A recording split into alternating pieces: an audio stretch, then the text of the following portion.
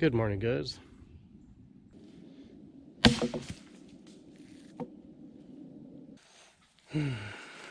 I'll lower that tarp and actually make a kind of like a tent out of it. So it's supposed to rain all night. I don't care. Here I'm out.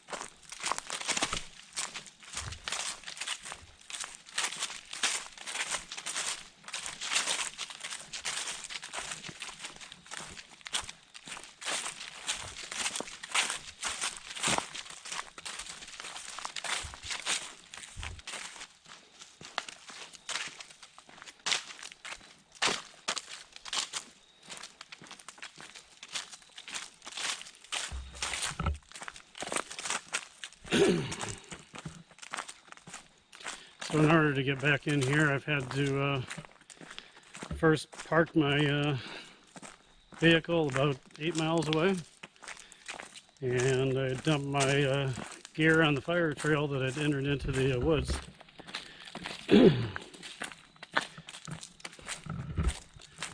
Which was a blessing. I got here just in time. Left work a little early today in order to get out here by the time they close the gate. Park rangers for the Kings Mountain Military Park were kind enough not to lock the gate until about quarter after 5. A little bit of a concern is having to hike 8 miles in, about 2, maybe 3 of those miles with my pack on.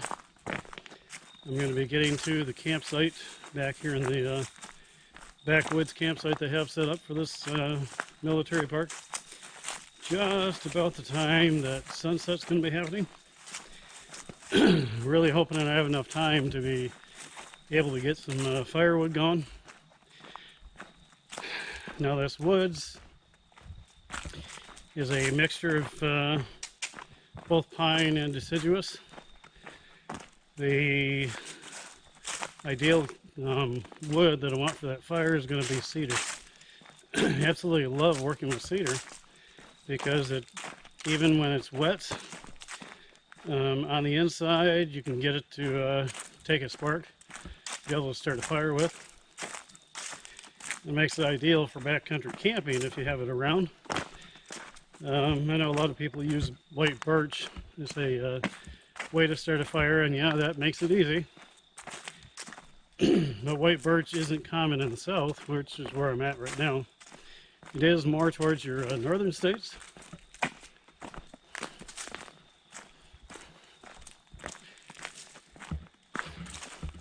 Anyway, I'll catch up with you guys in a little bit. I need to start moving so I get to that campsite before it gets dark.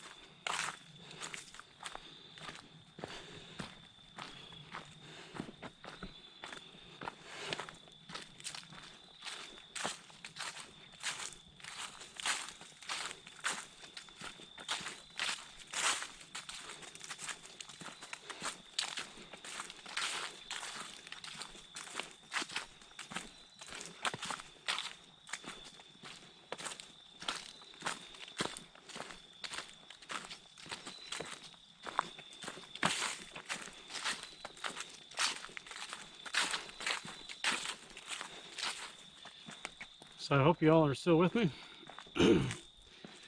Getting closer into the campsite. In fact, I think I can see it from here.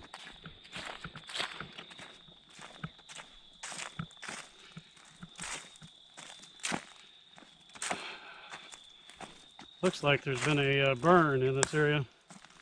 I don't know whether they set the burn themselves or if somebody coming through this area had burned. all the foliage is gone. Here, I'm going to show you.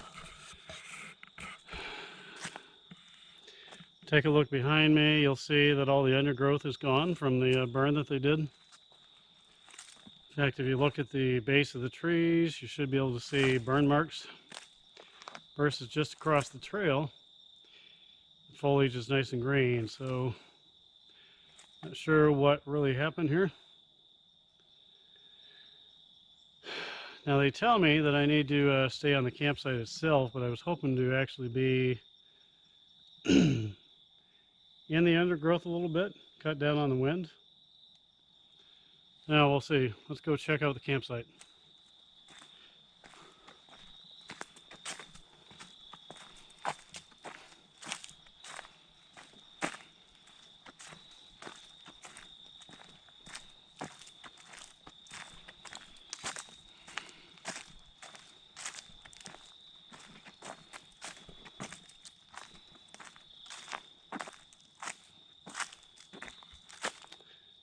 All right.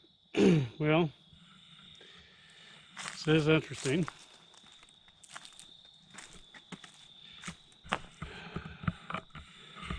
Come back.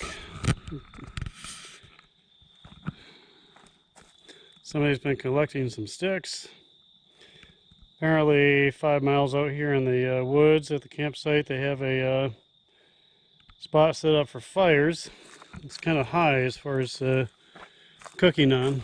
But if you look back there on the trees, you can see where the burn was at.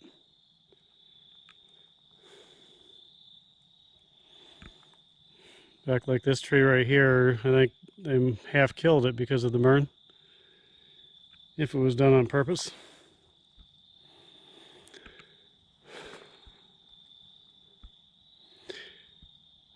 So I'm going to find a spot in here to be able to set up on, set my gear up, try and get it set up before dark.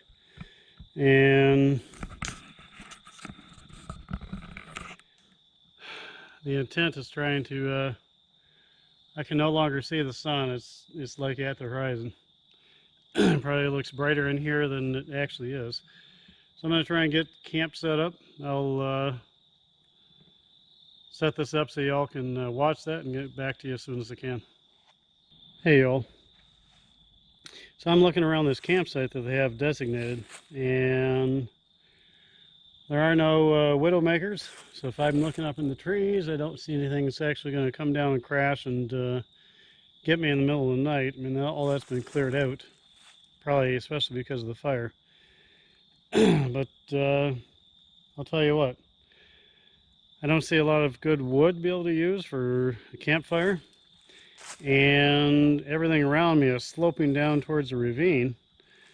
If you've ever done this kind of thing before, the issue with that is that, yeah, you slide downhill at night. So if you're in your sleep system, you're not going to be in your sleep system by the time you wake up. Not sure what I'm going to do. I might just try going down the path a little bit further, see if I can't find a flat spot. I'll get back to you all when I do find something out. Hopefully I can do that before it gets dark.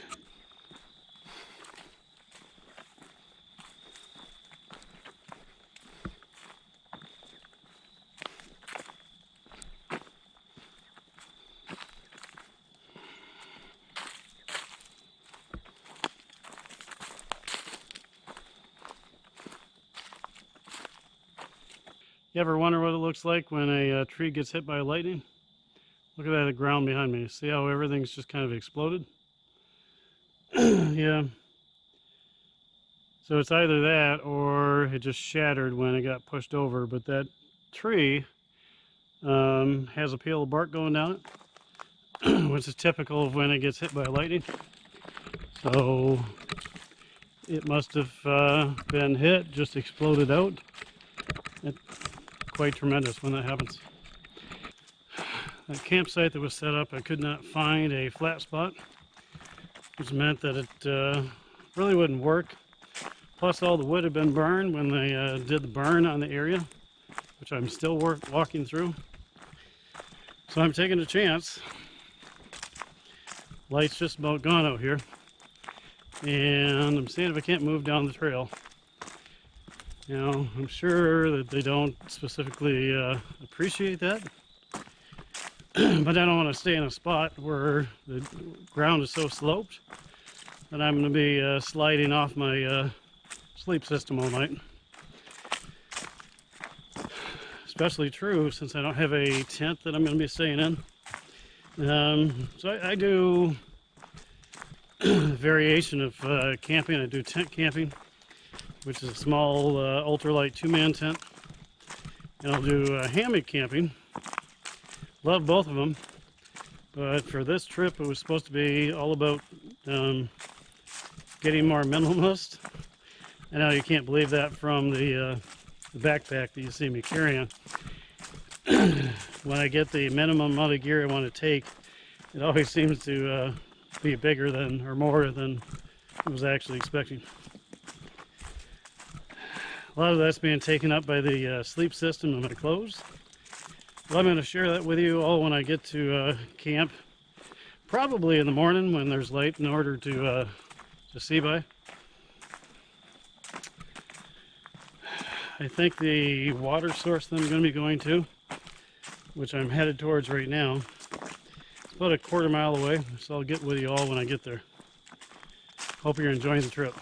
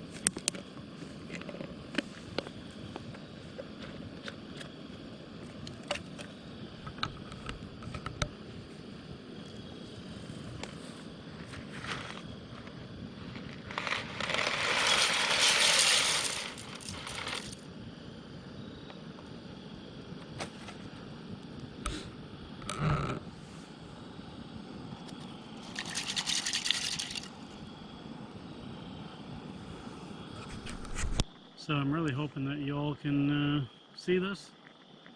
Not really sure, but it is totally dark right now. I did not have enough time to be able to get into camp and cut firewood for a fire tonight. A little disappointed about that. Yeah, I actually have a steak and potatoes and some salad that I brought with me. Bad result to go into my meal that I was planning 2 nights from now, which is a pasta with tuna fish and seasoning. So it's a kind of like a tuna helper. I am waiting for the pasta now to cook. Yeah. So I brought with me not only a rocket stove to be able to use twigs in to be able to cook with, but also a propane tank, and that's what you're seeing right now. So that's all part of one cooking set that I have. When I come out in the woods like this, I usually plan on a couple of different ways that I cook. One is with a campfire, which I have a grill set up for that. Another is with a rocket stove, so I use it kind of like a twig stove, is what it is. Didn't have time for that tonight. Had to get this camp set up so I had a place to sleep tonight. And then my final backup is actually using a little propane tank with my cook set, which you see going now, and I've got the pasta going. Expecting that hopefully this will be done soon, because yeah, it's 7:30 now. 7:30, totally dark here in South Carolina, northern South Carolina. I'm looking to add in the seasoning and the meat here soon. Now, because it's so dark so early, what's probably going to happen is I'll end up eating this and then retiring to my sleeping system and reading a book for a little bit and then going to sleep. I was hoping to be able to give you all a update on the equipment I brought for this trip.